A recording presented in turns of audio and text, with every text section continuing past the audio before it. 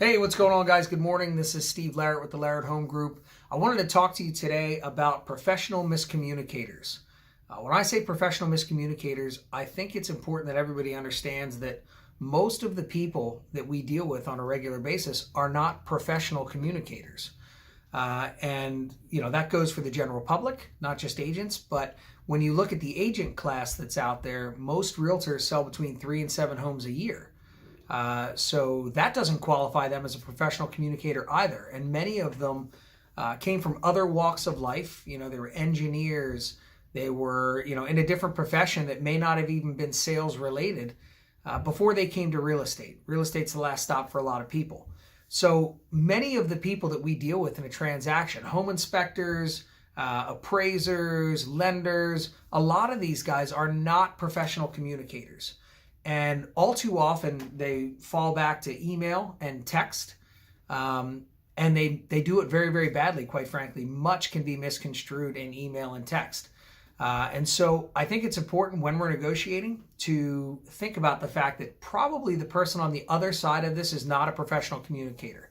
That's going to help to A, set your expectations so that if they send something pointed or something that sounds curt or demanding, you can kind of take a step back and say, they probably didn't mean it like that. It's probably just that they're not a professional communicator. And so it can sort of take some of the angst out of the situation. And secondly, it's a breeding ground for misunderstandings. So one of the things that we do on the Larrett Home Group is we try to force face-to-face meetings.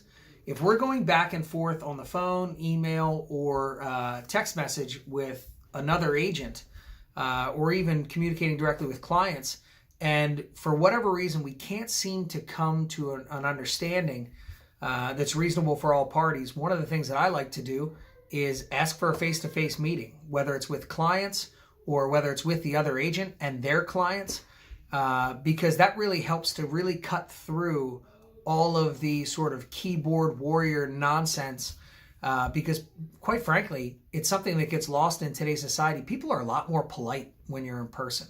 And people are a lot more understanding and willing to see both sides and compromise. So, does your agent hide behind text and email, or are they willing to ask for a face-to-face meeting? Are they a professional communicator and an expert negotiator, or are they a professional miscommunicator and an amateur negotiator? These are all great questions to ask yourself when interviewing agents, or saying to yourself, you know what, I'm going to go with so-and-so because they're my friend. Or, my niece or nephew just got into real estate. Before that, they were a bartender, they were an engineer, they were in retail, they were doing something else. How much experience do they really have? And do they really know when to ask for a face-to-face meeting? And will they be able to execute your agenda in that face-to-face meeting? These are all great questions to ask when interviewing realtors. Thanks so much. You guys have a wonderful day. If you're looking for somebody that is a professional communicator and a professional negotiator, hit me up, Steve Larrett with the Larrett Home Group. Phone number is 484-574-3174. Cheers.